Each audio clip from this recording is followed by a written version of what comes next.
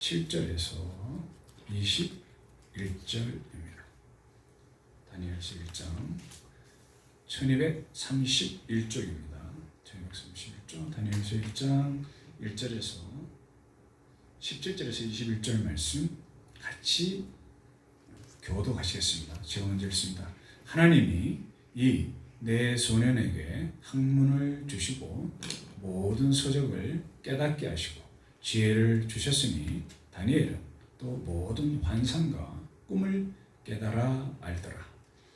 왕이 말한 대로 그들을 불러들일 기한이 찼으므로 관관장이 그들을 느부갓네살 앞으로 데려오거니 왕이 그들과 말하여 보매 무리 중에 다니엘과 하나냐와 미사엘과 아사랴 같은 자가 없으므로 그들을 왕 앞에 서게 하고 왕이 그들에게 모든 일을 묻는 중에 그 지혜와 총명이 온 나라 박수와 술객보다 10배나 나은 줄을 아니라 다니엘은 고레스 왕 원년까지 있으니라. 아멘. 본문 말씀을 보기 전에 저희들이 그 제목을 완전한 지혜라고 잡았는데요. 이렇게 왜 완전한 지혜라고 했는지는 말씀을 서로 들으면 알 수 있을 것 같고, 저희들이 1장 17절에서 21절까지만 읽었습니다만은 사실은 1장부터 이렇게 연결이 되는 말씀이고요. 다니엘서 아시다시피 1장입니다. 그러므로 이 다니엘서가 쓰여지게 된 역사적 정황, 배경이 우리들한테 조금 필요할 것 같습니다. 아는 것처럼 그 사울 왕으로부터 시작한 이스라엘이 다윗 왕 솔로몬 왕을 거쳐서 그 다음에 남유다와 북이스라엘로 갈라지는 그런 역사가 있었고요. 특별히 그 중에서 남유다는 그 다윗의 자손들이 왕이 됐었습니다. 그래서 그 다윗의 자손들이 후손들이 왕이 된 남유다, 그러니까 솔로몬의 아들 르호보암부터 시작된, 그러니까 르호보암이 남유다의 첫 번째 왕입니다. 첫 번째 왕이라고 생각하시면 되고, 그렇게 왕들이 계속 가다가 또 뭐 북이스라엘은 뭐 아는 것처럼 굉장히 그 주변 나라들하고 동화돼서 좀 우상 숭배를 많이 했고, 거의 나중에는 이제 722년에 우리가 아는 것처럼 아수르한테 망했을 이후에는요, 거의 이제 그 사람들을 그쪽에다가 유입 정책을, 이민 정책을 써가지고, 우리가 아는 신약 시대 때 예수님 시대에는 사마리아 사람들 또는 거기에 있는 북이스라엘 사람들은 그 남유다 사람들은 상종을 안 했습니다. 거의 그러니까 이방인처럼 취급했는 그런 역사가 있습니다.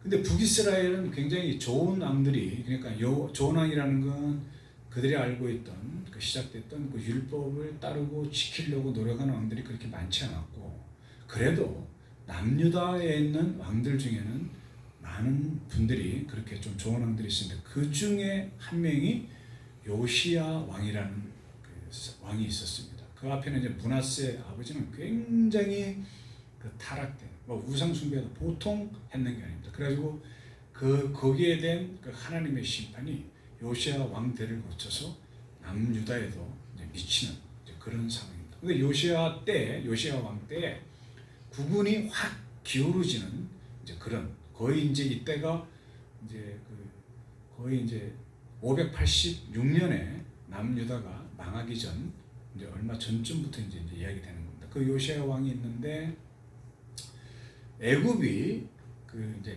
막 이렇게 그 주변에 있는 아수르가 있고 그 바벨론이 있고 그다음에 애굽, 이집트가 있습니다.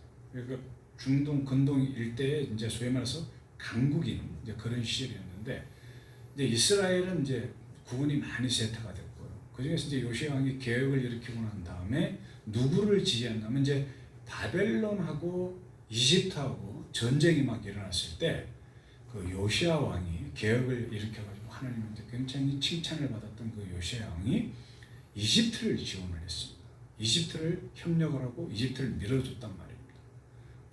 이집트가 아니고 바벨론을 그렇게 밀었는데, 그 바벨론과 이집트와 싸우는 것을 보고 바벨론 편을 들어가지고 싸우다가 이집트 왕 느고한테 요시야 왕이 죽음을 당합니다. 유브라데 그 강에 무깃도라는 지역이 있는데 거기에서 요시야 왕이 사망을 하게 되거든요. 그 이후로 더 급속도로 국력이 막 쇠약해지는 그런 과정을 지금 겪습니다.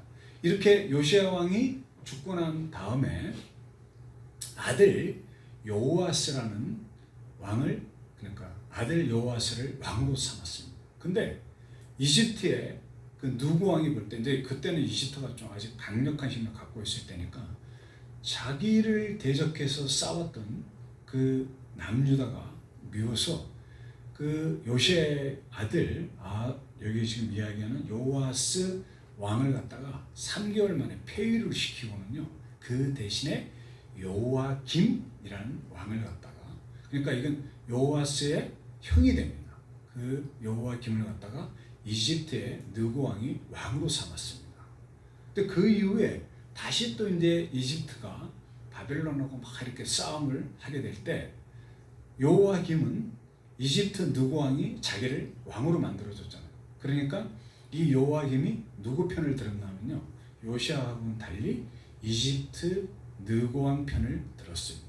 그래가지고 많은 이집트와 바벨론이 이제 여러 가지 싸움을 하는 중에 이때 때가 이제 어느 때까지, 지금 이제 요아김 이야기하는 이 때가 바벨론하고 그 다음에 이집트의 느고 왕이 막 싸울 때, 그때가 언젠가 하면은 바벨론의 느부갓네살, 이집트의 느고 왕이 있을 때가 약 주전 605년경입니다. 그때 큰 전투가 한번 바벨론하고 이스라엘하고 있습니다. 갈그미스라는 전투가 있었는데, 그때 여호와김은 자기를 왕을 세워준 이집트를 도와서 싸움을 했는데, 아쉽게도 그 전쟁에서 누가 이겼냐면요, 바벨론이 대승을 거뒀습니다. 갈그미스 전투에서. 그러다 보니 그 전투가 끝나고 난 다음에 느부갓네살 2세입니다. 그러니까 아마 11세기경에 느부갓네살 1세가 있고, 지금 여기에 등장하는 다니엘 1장에 여기에 등장하는 느부갓네살은 느부갓네살 2세 왕인데요. 그 왕이 볼 때 괘씸한 거예요.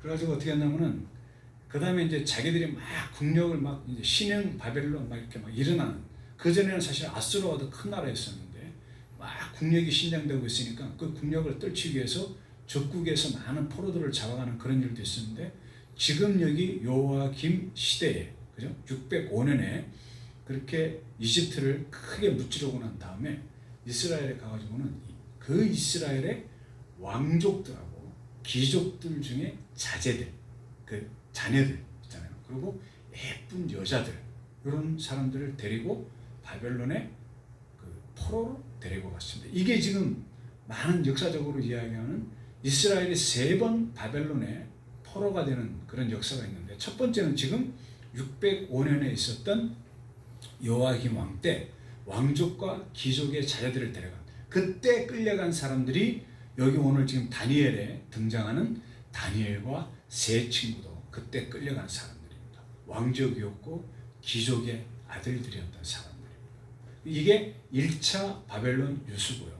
그 다음에 두 번째는 또 이제 요아긴 왕 때 다시 한번 느부갓네살 왕이 두 번째로 포로들을 데려가는, 그때는 어떻게 데려가냐면 왕도, 그때 당시에 왕이 있던 요아긴 왕이 597년에 즉위한 지 3개월밖에 안 됐는데요, 거기에 가지고 왕도 데리고 가고 귀족도 데리고 가고 지식인도 데리고 가고 많은 장인들, 기술자도 데려갔습니다. 왜 그러냐면 이때는 바벨론이 이제 뭔가 하면 사람들을 많이 데려가가지고 바벨론 성을 갖다가 막 이렇게 왕성하게 융성하게 세우기 위해서 기술자들, 장인들이 많이 필요했단 말이에요. 그래가지고 2차 바벨론 유수 때 요아긴 왕 때에는 주전 597년 당시에는요, 약 1만 명의 사람들을, 특별히 일 잘하는 장인 기술자들을 포함해서 그렇게 끌고 가는 일이 한번 있었습니다. 그렇게 하고 이때 느부갓네살이 요아긴 왕을 끌고 가면서 세운 왕이 있습니다. 그의 삼촌, 요아긴 왕의 삼촌인데 마떼아인데, 이름이 나중에 이제 우리가 아는 것처럼 시드기야 왕이 됩니다. 이름이 시드기야로 바뀌는 건데 이게 남유다의 마지막 왕입니다. 그래가지고 이렇게 왕을 세웠는데 맨 처음에는 이제 바벨론 왕으로부터 세움을 받아가지고 3년 동안은 그 바벨론을 잘 섬기다가 이 시드기야 왕이 바벨론의 반기를 탁 들었습니다. 그때가 언젠가 하면 주전 586년 당시입니다. 그러니까 남유다가 완전히 망하는 시점입니다. 그때 느부갓네살이 와가지고 우리가 유대 역사에서 아는 것처럼 그때 막 예루살렘 성전을 다 때려부셨습니다. 그 옛날 많은 선지자들이 하나님 말씀을 떠나는 이스라엘 민족들한테 많은 선지자들이 예언을 했죠. 나중에 저 성전에 돌 하나라도 남지 않고 다 무너진다는 예수님이 이야기했듯이 그렇게 이야기했던 그 진짜 예언이 실현됐는 게 남유다가 망하는 586년 시점입니다. 이게 바벨론 유수 3차 바벨론 유수라고 이야기합니다. 그때는 뭐 성전을 무너뜨리고 그 다음에 여기에 1절에 뭐 뒤에 나중에 다니엘서 되면은 1절 2절에 나오는 그 뭐 신들의 보물 창고에 두었던 뭔가 하면은 그 예루살렘 그 성전에 있던 많은 성전 기구들 막 금은 보화들을 다 가지고 왔습니다. 성전은 무너뜨리고 부서뜨리고 완전히 부서뜨리고 난 다음에 초토화시키고 거기에 있는 많은 금은 보화들을 다 데리고 가고 이번에는 또 어떻게 했냐면요. 거기에 있는 귀족들부터 뭐 지식인들 뭐 능력 있는 사람들은 다 끌고 갔습니다. 그리고 예루살렘에는 어떤 사람들만 남았냐면은 아주 뭐 우리가 말하는 지금 이야기하면 좀 능력이 없는 사람들, 만약에 계급적으로 이야기한다면 하층민만 남겨요. 그러니까 남유다가 이제 완전히 망하면서 어지간히 쓸만한 사람들은 다 데리고 가고 그렇게 쓸모없는 사람들만 남겨뒀는 게 마지막 남유다 586년 그때의 일입니다. 제가 좀 전에 말씀드린 것처럼 남유다의 1대 왕을 르호보암이라고 본다면 그리고 이 마지막 왕 시드기야는 20대 왕입니다. 그리고 이 기간이 남유다가 이렇게 존재했던 기간이 약 345년 정도 되는 기간이었습니다. 결국은 586년에 망하는 이런 일이 있었습니다. 여기에 지금 우리 이 다니엘서의 배경은 이 세 번의 바벨론 유수 중에 첫 번째 바벨론 유수, 그죠? 그 첫 번째 바벨론 유수 때 끌려갔던 사람들 중에 다니엘과 세 친구가 포함되어 있고 그 끌려갔던 다니엘이 쓴 이 성경이 다니엘서입니다. 그러니까 1차 바벨론 유수 때 끌려갔던 게 이 성경 말씀의 배경이라고 보면 됩니다. 여기에 진짜 다니엘과 세 친구 끌려간 이 친구는요 사실 그 보통 사람이 아니었습니다. 아까 그 말씀드렸던 어떤 사람인가 하면은 그 유대 민족 중에서요 가장 똑똑하고 영특한 사람들을 지금 끌고 간 겁니다. 근데 그거 자세한 건 좀 뒤에 이야기하고 이렇게 끌려간 이 사람들이 무슨 일을 당했냐면요 이 네 소년들이 그 유대인들이 뭘 하냐면 우리가 일제시대 36년 동안에 겪었던 것처럼 어떤 일을 겪었냐면 융화정책 그런 정책을 당했단 말입니다. 그래가지고 우리 일제시대 때 우리한테 있었던 창씨개명이 있었지 않습니까? 뭐 박연길이 갑자기 뭐 낙가무라로 이름을 뭐 바뀌게 되고 이런 식으로 그런 창씨개명이 있었듯이 그때 느부갓네살 왕이 1차 바벨론 유수 때 끌고 갔던 주전 605년 당시에는요 이 사람들이 어떤 사상적인 정책을 써가지고 바벨론의 문화를 주변국에 퍼뜨리기 위해서 사상적인 그런 유화 정책을 또 포용 정책을 썼습니다. 그거의 일환으로 지금 이름 바꾸는 작업을 했고 그때 이름을 어떻게 바꿨냐면요 여기에 보면 다니엘, 그죠? 우리가 아는 다니엘과 세 친구들 나오죠. 다니엘과 세 친구들 이름이 그 우리가 읽지는 않았지만 6장 1절 7절에 보면은 그죠? 다니엘, 하나냐, 미사엘과 아사랴가 있는데 그들의 이름을 그 다르게 바꿨습니다. 다니엘은 벨드사살, 하나냐는 사드락, 그다음에 미사엘은 메삭, 아사랴는 아벤느고인데 이렇게 이름을 바꾸는 게 굉장히 큰 의미가 있는 겁니다. 첫 번째 왜 그러냐면요. 다니엘 같은 경우에는 거기에 있는 엘자라는 거 있잖아요. 다니엘 할 때 엘자는요 우리가 아는 것처럼 엘로힘 할 때 하나님의, 그러니까 하나님을 뜻하는 이야기입니다. 그러니까 여호와 야훼라는 말과 엘로힘이라는 것은 하나님을 이야기하는데, 다니엘이라고 이야기할 때 엘은 하나님인데 다니엘은 어떤 의미인가 하면 하나님이 심판하신다. 그러니까 이름을 누가 불러줄 때마다 하나님은 심판하시는 하나님이라는 게 계속 상기될 수 있도록 유대인들이 자기들 이름 속에 그렇게 하나님과 관련된 그 단어 철자들을 썼단 말입니다. 다니엘은 그렇게 하나님이 심판하신다라고 하는 이름이었고요. 그 다음에 하냐냐는 거기에 하냐냐라고 얘기하는 것, 아까 이야기하는 여호와 야훼 이야기할 때 YAH라는 단어가 들어간 이름이 하냐냐는 이야기인데, 그 말은 뭔가 하면 여호와는 자비하시다라는 뜻입니다. 그러니까 다니엘은 하나님이 심판하신다, 하냐냐는 여호와는 자비하시다. 그러니까 하나님 여호와가 들어가는 이름이란 말입니다. 또한 거기에 있는 아사랴 같은 경우에는 미사엘 같은 경우는 그 엘이 하나님이잖아요. 그러니까 누가 하나님 같으랴. 그러니까 미사엘을 부를 때마다 하나님이 계속 연상될 수밖에 없습니다. 그리고 마지막으로 여기에 아사랴 같은 경우에는 거기에 있는 아사랴의 YAH가 여호와 하나님이 들어가 있어가지고 여호와께서 도우셨다라는 이런 이야기입니다. 그러니까 하나님이 심판하십니다. 여호와는 자비로우신 분입니다. 누가 하나님 같은 분입니까? 여호와께서 도우셨다라는 이런 이름을 갖고 있던 이 네 친구를 바벨론에서 아까 얘기하는 우리 일제시대 창시개명처럼 이름을 어떻게 바꿨냐면요, 잘 아는 다니엘이 뭐로 바뀌었습니까? 여기에 벨드사살, 여기에 벨이라고 이야기하는 거는요, 참조로 이제 이걸 알아주신데, 그때 당시에 바벨론의 주신이 모드락이라고도 이야기하고,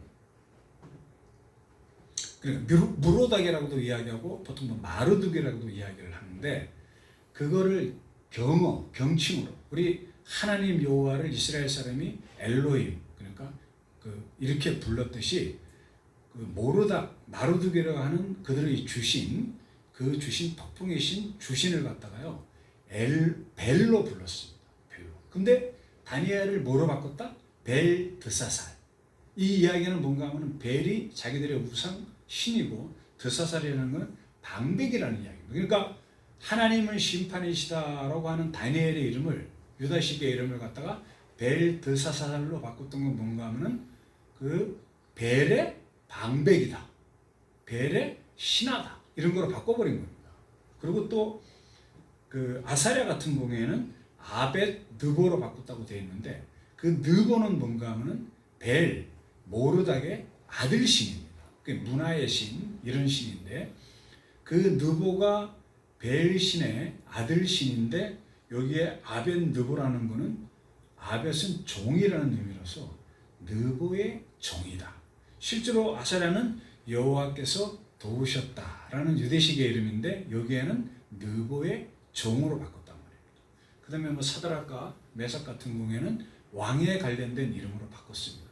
여기 사드락은 왕의 큰 서기관, 왕의 서기관 또는 큰 서기관, 이런 의미가 되는 거고, 메삭 같은 경우에는 왕의 손님, 이런 의미로 바뀝니다. 그러니까 여호와 또는 하나님이라는 엘이 다 들어갔던 이 이름들이 어떻게 된 겁니까?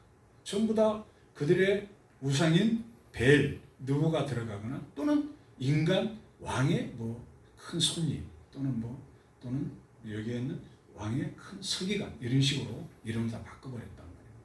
그러니까 이거 아시죠? 저희들이 그 창세기명, 우리의 선조들이 겪었던 창세기명 때 이렇게 우리가 우리나라 말을 쓰지 못하고, 우리 자꾸만 우리나라 말을, 우리가 세종대왕을 높이는 이유가 있지 않습니까? 만약에 계속 우리가 영어를 쓴다든가 한문만 쓰거나 또는 일본어를 쓴다든가 다른 말을 쓰면은요, 저희들의 정체성이 이렇게 흔들리지 않습니까? 우리들이 원래 갖고 있던 그 식으로 이렇게 유화 정책을 창시 계명을 통해서 하는 것. 이거 내선인이 이거 견디기가 굉장히 어려웠을 겁니다. 가가지고 적국의 포로로 잡혀가서 내 이름이 갑자기 다니엘에서 누가 부르는데 벨드사사라 이렇게 부르면은 잘 이게, 그죠? 여기 뭐 미사엘 같은 경우는 자기 이름이 미사엘이었는데, 그 미사엘인데 갑자기 누가 메삭 그러면 첫 번째는 아마 초장에는 잘 못 알아듣고 반응도 하지 않고 이렇게 했을 수도 있을 것 같고, 중요한 것은 그들의 생각 속에 자꾸만 이런 벨자가 들어가고 느보자가 들어가고 거기에 왕해라는 그런 게 들어감으로 인해 가지고 그 유대인들로서 갖고 있던 정체성이 자꾸만 허물어지는 일을 아마 겪었을 것 같습니다.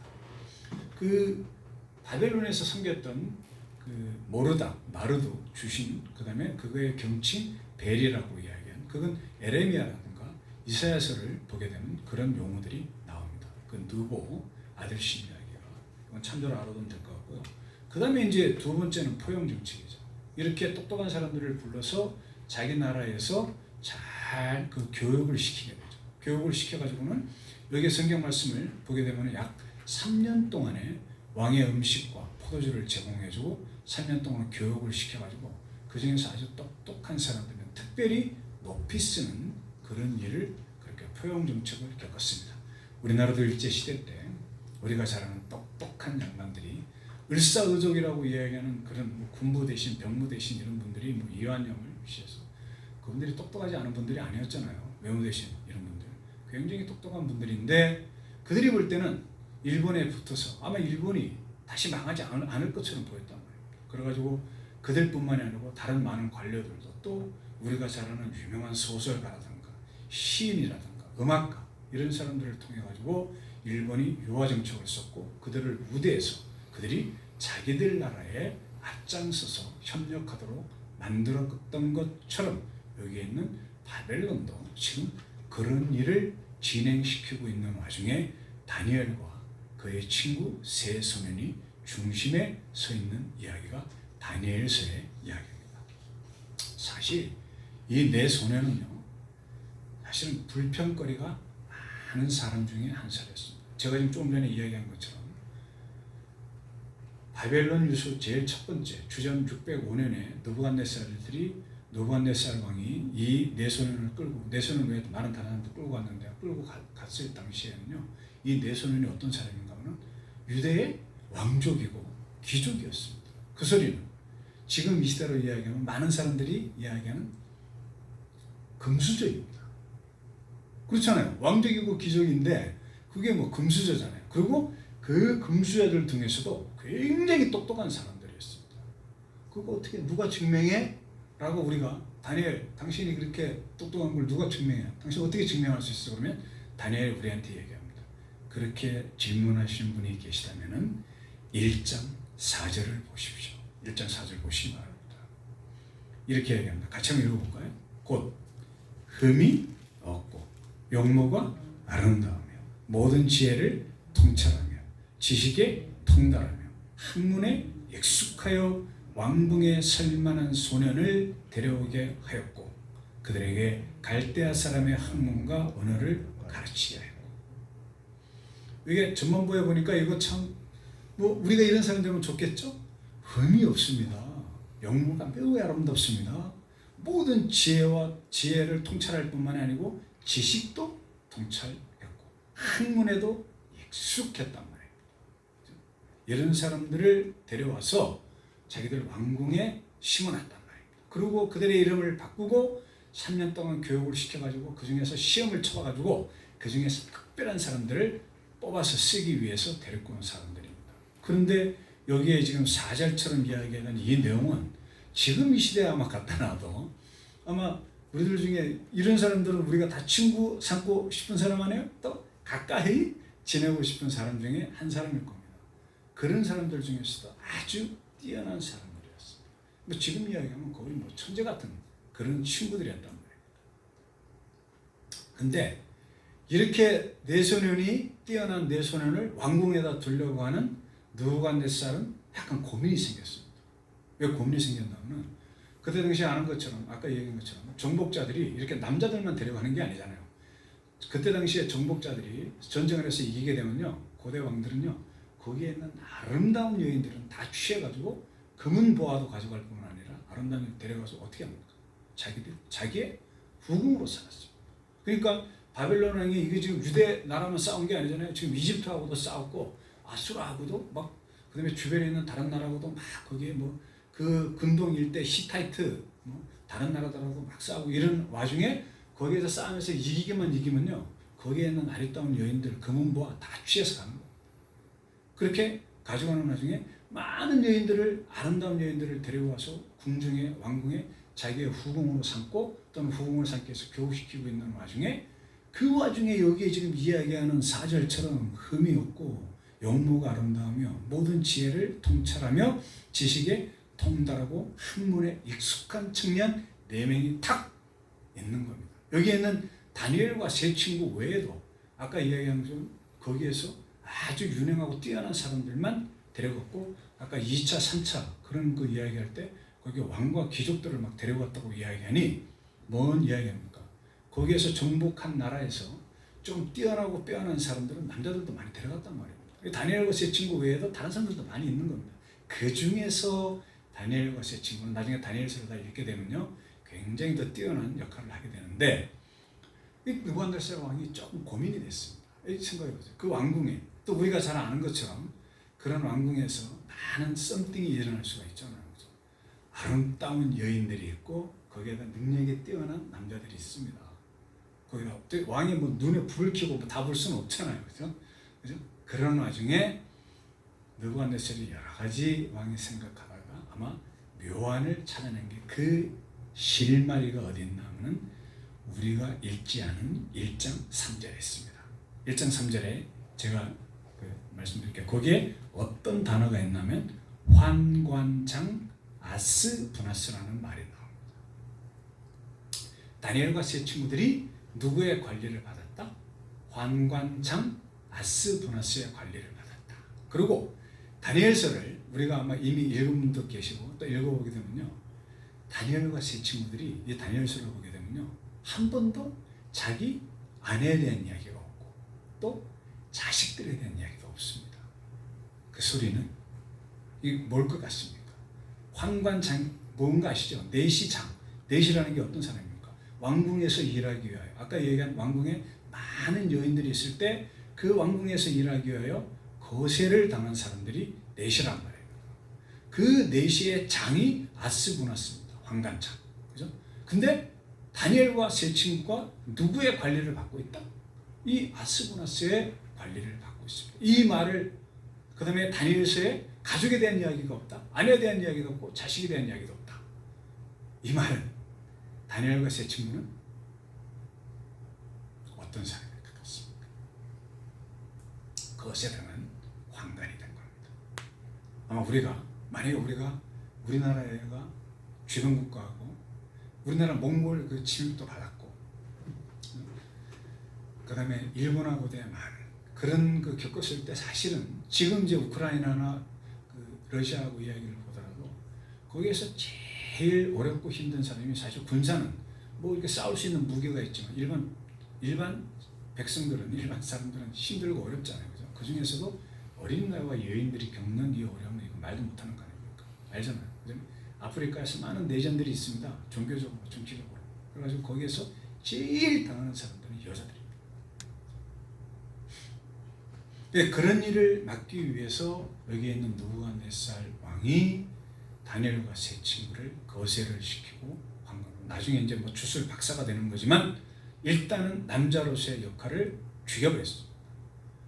자기들이 자기 나라에 있을 때는 금수저였는데, 그리고 금수저 중에서도 뛰어난 사람이었는데, 그 누릴 수 있는 거를 잘못된 왕을 만나고 잘못된 부모를 만나가지고 잘못된 시대에 태어나서 적국의 포로가 된 것도, 그리고 이름이 바뀐 것도 서로 죽었는데 거기에 거세까지 당해가지고 있는 상태라고 보시면 됩니다. 그러니 다니엘과 세 친구들은 불평할 일이 많은 친구들입니다. 그렇잖아요.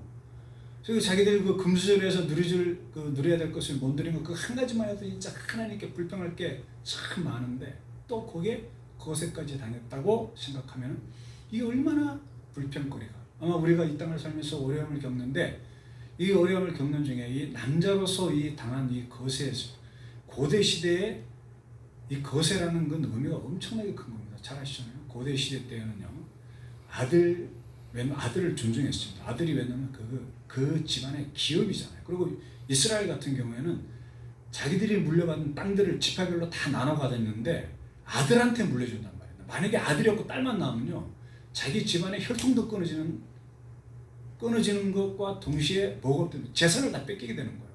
가장 큰 재산이 그때 당시에 땅이잖아요.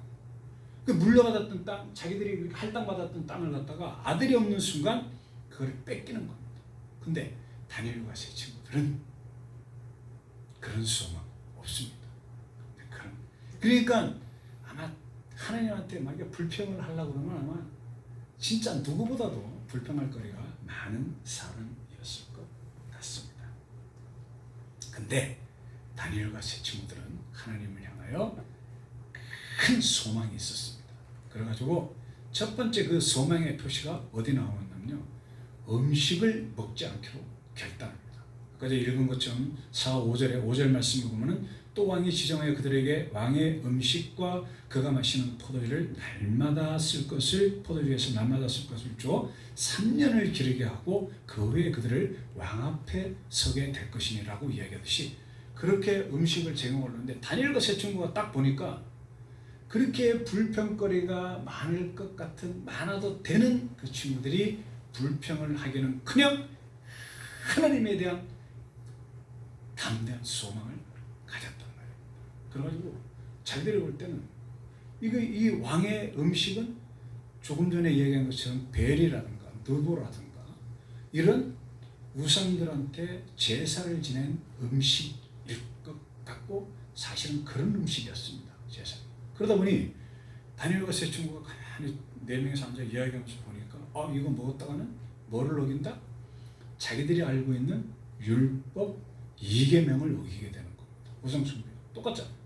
그래가지고 이 사람들이 이거 먹지 않겠다 결단합니다. 그게 바로 7절과 8절에, 특별히 8절에 나옵니다. 다니엘은 뜻을 정하여 왕의 음식과 그가 마시는 포도주로 자기를 더럽히지 아니하리라고 자기를 더럽히지 아니하도록 환관장하게 구합니다. 그러니까 하나님에 대한 엄청난 그 소망, 그죠? 잃지 않고, 그 다음에 율법에 대한, 하나님에 대한 소망을 통하여 율법을 꽉 부여잡아서 율법의 2계명을 어기지 않게 하여 왕이 정하는 음식을 먹지 않겠다. 근데 더 놀라운 사실은요, 굉장히 지혜로운 방법을 하나님의 소망 안에서 다니엘과 세 친구들이 썼습니다. 그게 바로 11절과 13절에 나옵니다.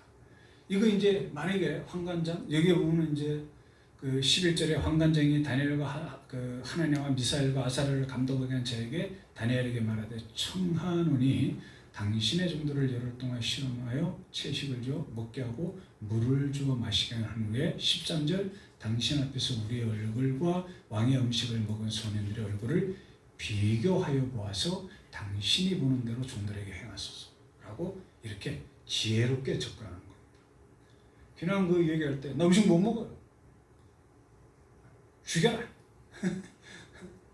사생결단으로 그냥 강하게 나가는 게 아니고, 사실은 자기들의 생명을 좌지우지할 수 있는 환관장에게, 자기들의 생명을 죽일 수 있는 칼자루를 쥐고 있는 환관장에게 굉장히 지혜로운 온유한 방법으로 접근을 해가지고 어떻게 이야기하냐면, 또 그 환관장을 죽일 수 있는 권력 칼자루를 잡고 있는 느부갓네살을 왕을 무서워하는 환관장에게 자신들을 한번 시험해보라고 이야기하는 겁니다. 그러면서 우리한테 채식을 줘보세요. 그리고 열흘 동안 먹이고 난 다음에, 지금 우리가 읽었던 내용이 그 내용입니다.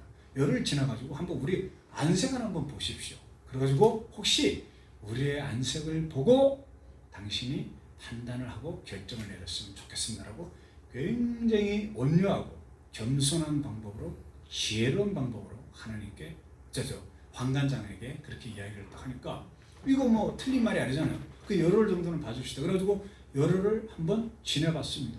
채식만 하고. 그 결과가 어떻게 됐습니까? 15절 열흘 후에 그들의 얼굴이 더욱 아름답고 살이 더욱 윤택하여 왕의 음식을 먹는 다른 소년들보다 더 좋아 보이지라.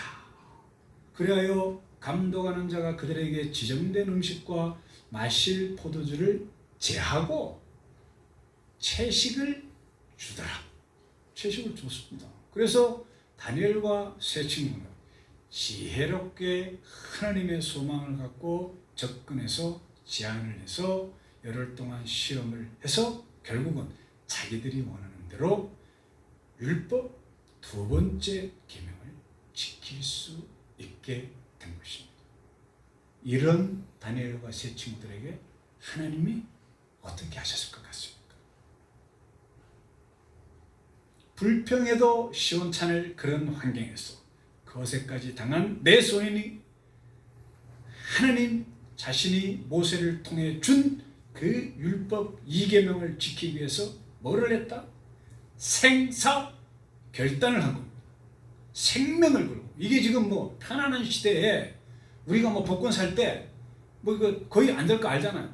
그러면서 되면 좋고, 근데 거의 안 되겠지만, 그리고 그런 소망을 가지고 지금 복권을 사듯이 그런 소망을 가진 게 아닙니다. 지금 다니엘과 세 친구가 하나님에 대한 소망을 가지고 율법 2계명을 지키겠다고 이야기하는 것은 죽겠다는 의미입니다.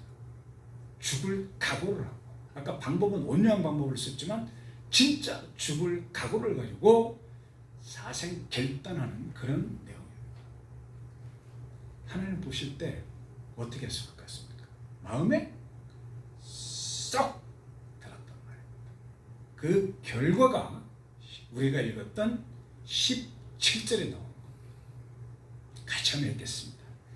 하나님이 이 내 소년에게 학문을 주시고 모든 서적을 깨닫게 하시고 지혜를 주셨으니 다니엘은 또 모든 환상과 꿈을 깨달아 알더라. 여기에 지금 다니엘한테 환상과 꿈을 깨달아 알게 되는 건요, 오늘 시간상 이야기는 못하지만 바로 2장의 느부갓네살 꿈을 갖다가 해석하는, 그리하여 하늘 높이, 하늘보다는 낮지만 하나님이 주신 영광의 자리에 앉는 모습을 알게 됩니다. 그 이후에 지금 느부갓네살부터 시작된 다니엘이 끌려가서 그 이후에 다리오, 느부갓네살 여러 왕을 거쳐서 다리오 왕도 나오고, 여기에 그 나온 것처럼 나중에 뭔가 하면요, 우리가 읽었던 21절 고레스 왕이 살 때, 이 고레스 땅 때 어떤 일이 일어나면 포로 귀환하는 역사가 일어납니다. 그 나중에 또 기회가 있으면 다시 한번 저희들이 성경 말씀을 보기로 하고, 오늘은 이제 여기 이렇게 하나님께서 17절에 여기에 놀라운 은혜를, 하늘 지혜를 허락하여 주신 겁니다. 야, 이건 뭐, 근데 이 지혜가 어떤 지혜인지 우리가 좀 알아야 됩니다. 우리가 잘 아는 잠언 1장 7절에 이렇게 되어 있습니다. 지혜 여호와를 경외하는 것은 뭐라? 지혜의 근본이라고 이야기해요. 여기 지금 지혜라고 이야기하는데 제목을 제가 온전한 지혜, 이 지혜가 뭔 이야기는 조금 더 뒤에 가면 좀 완전히 알 수 있는데, 여기에 1장 잠언 7절에 지혜의 근본은 여호와를 경외하는 것이다. 그 다음에 야고보서 1장 5절에는요, 혹시 이러한 지혜를 받지 못하면요, 그런 사람들한테 주신 말씀이 야고보서 1장 5절인데 이렇게 이야기합니다. 너희 중에 누구든지 지혜가 부족하거든 모든 사람에게 후히 주시고, 그냥 주시는 게 아닙니다. 차고 넘치도록 후히 주시고 꾸짖지 아니하시는 하나님께 구하라. 그리하면 주시리라. 이 지혜를 저희들이 잡아야 되는 겁니다. 그 지혜가 지금 17절에 이야기하는 그 지혜입니다. 그러니 많은 사람들 앞에 높이 들릴 수밖에 없는 겁니다. 그래가지고 느부갓네살 왕이 3년이 지나서 이제 사람들을 시험을 해봤어요. 그 다니엘과 세 친구들과 함께 그 다음에 시험을 해봅니다. 해보니까 한 19절 한번 보시기 바랍니다. 18절에 환관장이 후반절에 그들을 느부갓네살 앞으로 데리고 갑니다. 그래서 19절에 왕이, 여기에 왕은 느부갓네살 왕입니다. 이제 세월이 지나서 그들과 말하여 보매 무리 중에 다니엘과 하나냐와 미사엘과 아사랴 같은 자가 없으므로, 아까 17절에 그 소년들에게 하나님께서 학문을 주시고 서적을 깨닫게 하시고 지혜를 주시고, 다니엘은 또 특별히 환상과 꿈을 해석할 수 있는, 깨달을 수 있는 그런 지혜도 주심으로 인해가지고 왕이 시험을 해보니까 거기에 똑똑하다는 애들 다 데리고 와가지고 훈련을 시켜가지고 그 중에서 시험을 딱 쳐보니 빼어나고 또 빼어난 사람들 중에 더 빼어난 사람이 바로 다니엘과 그 세 친구들이란 말이에요. 그래가지고 19절에 그들의 왕 앞에 서게 하니 왕이 그들에게 모든 일을 묻는 중에 그 지혜와 총명은 20절에 온 나라의 박수, 여기라는 박수 알죠? 술계 이런 거 미래를 예언하는 점치고 뭐 어떤 어려운 일을 갖다가 해결하는 그런 사람들 중에 어떻게 10배나 나은 줄 아니라 10배. 여기에 지금 10배라고 이야기하는 거 숫자적으로 10배는요 이게 단순한 10배가 아니고요 영원히 사람들의 지혜를 학문을 따르는 그 주위에 있는 다른 소년들은 다니엘과 세 친구들을 따라갈 수 없다는 이야기입니다.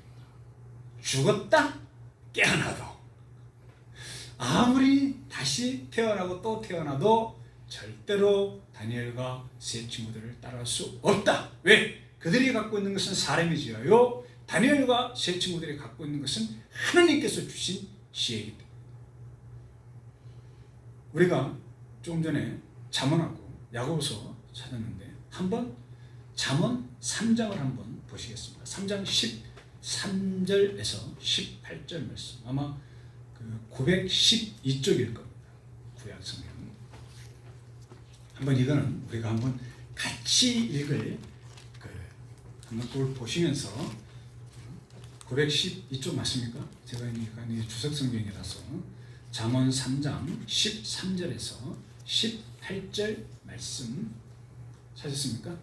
찾았으면 다 함께 한 목소리로 같이 한번 읽어보겠습니다. 크게 지혜를 얻는 자와 명철을 얻는 자는 복이 있느냐 이는 지혜를 얻는 것이 은을 얻는 것보다 낫고 그 이익이 정금보다 나음이니라. 지혜는 진주보다 귀하니 내가 사모하는 모든 것으로도 이에 비교할 수 없도다. 그의 오른손에는 장수가 있고 그의 왼손에는 부귀가 있느니 그 길은 즐거운 길이요 그의 지름길은 다 평강이니라. 지혜는 그 얻은 자에게 생명나무라. 지혜를 가진 자는 복되도다. 여기 지금 잠언 3장 13절에서 18절에서 이야기하는 건 우리가 이 땅에서 누리고 싶은 모든 것이 다 들어가 있습니다. 그렇잖아요. 그래서 지혜를 얻는 자, 명철을 얻는 자는 뭐가 있다? 13절에 복이 있다 이야기합니다. 지혜를 은을 얻는 것보다 낫고 그 이익이 뭐보다 낫다? 정금보다 낫다고 이야기합니다. 수금입니다. 100% 순동으로 정금보다 낫고 그 다음에 지혜는 그때 당시에 굉장히 보물이었던 진주보다도 낫고 내가 사모하는 어떤 것보다도 낫다고 지금 비교할 수 없다고 이야기하고 그 다음에 그 지혜의 오른손에는 장수가 있습니다. 그 지혜의 왼손에는 뭐가 있다? 평강이 있다고 이야기합니다. 장수와 평강이 있습니다. 그 다음에 17절 그 길은 지혜의 길은 어떤 길이다? 즐거운 길이고 그 지름길은 평강의 길이라고 17절에 이야기하고 그 지혜는 그 얻은 자에게 생명나무라. 지혜를 가진 자는 복되도다. 이 지혜는 누굽니까? 구약시대 하나님, 신약의 예수 그리스도 하나님이시죠. 결국은 하나님을 찾는 자, 하나님을 만나는 자, 다니엘과 세 친구처럼 하나님에 대한 절대적인 소망을 갖고 있는 자는 하나님을 만날 것이요 그 하나님을 만난 자는 지금 잠언 3장 13절과 18절에 이야기하는 온갖 복을 다 누릴 수가 있다는 겁니다. 하나님을 통해서 우리 세상 사람들이 원하는 모든 것이 다 나오는 것을 지금 3장 13절에서 18절 시편 기자가 고백하고 있지 않습니까? 그리고 하나님이 그 시편 기자를 통하여 너희들이 나를 찾아 만나라. 내가 바로 온전한 지혜라고 지금 말씀해 주시는 겁니다. 그래서 제가 제목을 온전한 지혜라고 잡은 겁니다. 그 하나님을 다니엘과 세 친구들은 잡아야 됩니다. 자, 결론으로 들어가서 한번 정리를 해보겠습니다. 제가 서론 부분에서 남유다에 망하는 세 번에 걸친 바벨론 뉴스 포로가 되는 이스라엘 남유다 왕국의 역사를 말씀을 드렸는데요. 그거를 통해서 저희들이 알아야 될 것은 왜 그들이 그렇게 적국의 포로로 세 번씩이나 끌려가는 환난, 어려움을 겪어야 됐는가 합니다. 제가 잠깐 지나가 시간 때문에 말씀을 못 드렸지만 그 개혁을 이루었던 성실한 임금이었던 요시아의 아버지 므낫세 같은 경우는 엄청난 우상 숭배, 온 백성을 전부 다 우상으로 다 몰아붙였던 사람입니다. 하나님이 엄청나게 므낫세 왕에 대해서 뿌려놨습니다. 그래가지고 요시야 왕이 그 이전에 다윗 이후에 요시야 왕만큼 계열을 갖다가 바로 히스기야 왕도 있습니다. 실천할 사람이 없는데도 불구하고 하나님의 혼란과 심판이 남유다에 멈추지 않았던 이유가 바로 므낫세의 범죄입니다. 이 므낫세의 범죄처럼 하나님께서 택한 이스라엘 백성이 하나님의 공의와 정의를 자기들이 이 땅을 살아가는 동안에 실천하지 못하는 순간 세상 사람들로부터 수치를 당할 수가 있는 것. 그것을 저희들이 이 본문 말씀을 통해서, 이 본문의 배경 역사를 통해서 첫 번째로 알아야 될 것 같습니다. 두 번째로 뭐 해야 되겠다? 이게 다니엘과 세 친구를 봤잖아요. 그처럼 어떻게 해야 되겠다? 불평할 것이 아니고 우리들 환경을, 그죠? 적국의 포로로 끌려가고 금수의 역할을 누리지 못하는, 또 거세까지 당하는 그런 형편에서도 하나님에 대한 진짜 완전한 절대적인 소망을 버리지 않은 것처럼 저희들도 하나님을 딱 부여잡아야 되는 겁니다. 이 세상 힘들고 어렵지 않습니까? 이 세상에 쉬운 게 어디 있습니까? 그때 저희들이 의지할 분은 오직 여호와 하나님이시라는 거예요. 다니엘과 세 친구처럼 자국에 있던 적국에 있던 자기들 생명이 왔다 갔다 하는 존폐의 교로에 있든 상관하지 아니하고 그들의 유화 정책, 그들을 여러 가지 방법으로 그들 다른 길로, 나쁜 길로 꼬드게 되라도 그것을 탁 물리칠 수 있는 힘은 오직 여호와 하나님만 붙잡는 간절하고 담대하고 온전한 믿음에 바탕한 그런 소망이 있어야 된단 말이에요. 하나님께서 얘기하시고, 은기라 너도 다니엘과 세 친구처럼 그런 소망 가져봐. 여기 앉아있는 우리 모두에게 그렇게 하나님께서 말씀하시고, 그 소망 가져봐. 내가 17절이죠. 세상 사람들이 감당하지 못하는 지혜, 조금 저희들이 읽었던 잠언 3장 13절에서 18절에 있는 온갖 부귀 영화와 그 다음에 마지막에는 영원한 생명까지 너희들한테 복을 부어주실 테니 나 한번 믿어봐 라고 이야기한 겁니다. 누가? 어느 분이? 하나님께서 그 말씀을 우리한테 하고 계신 겁니다. 왜?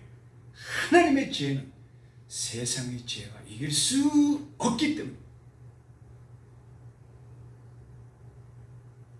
지금 이 본문의 제목으로 달았던 온전한 지혜이신 하나님을 꽉 다니엘과 세 친구처럼 부여잡아서 우리가 잠언 3장 13절에서 18절 같은 그런 복을 받게 되면 우리만 복 받는 게 아니고 우리 주변에 있는 사람들이 다 복을 받습니다. 그게 바로 축복의 통로가 되는 겁니다. 이게 교회의 역할이고 이게 성도의 역할입니다. 우리가 축복의 통로가 되는 겁니다. 하나님께서 말씀하십니다. 너희들은 나의 축복의 통로다. 그 축복을 받을 수 있는 길은 나를 꽉 붙들고 의지하라고 이야기하십니다. 아까 야고보서 1장 5절에서처럼 너희는 누구든지 지혜가 부족하면 후히 주시고 꾸짖지 아니하시는 하나님께 아뢰라. 그리하면 주시리라 하신 그 하나님을 다니엘과 세 친구처럼 꽉 부여잡아 하나님이 주시는 축복을 마음껏 누리며 그 축복을 우리 주위에 있는 많은 사람들한테 전하는 저와 여러분들이 되기를 축원드립니다. 기도드리겠습니다. 하나님 아버지, 오늘 다니엘서 1장을 통하여 저희들이 하나님만 온전히 부여잡는 다니엘과 세 친구들의 모습을 보았습니다. 저희들도 그들처럼 온전하고 담대하고 흔들리지 아니하는 하나님에 대한 소망을 부여잡는 신실한 하나님의 사람이 되게 하여 주옵소서. 그리하여 하나님께서 예비하여 주시고 준비하여 주신 하늘복 온전히 누리며 우리 주위에 있는 많은 사람들에게 그 복을 증가하고 전하여 그들도 우리처럼 하나님을 아바, 아버지라 부르는 놀라운 역사 저희들을 통하여 이루어 주옵소서. 이 모든 말씀 우리 주 예수 그리스도의 이름으로 기도드립니다.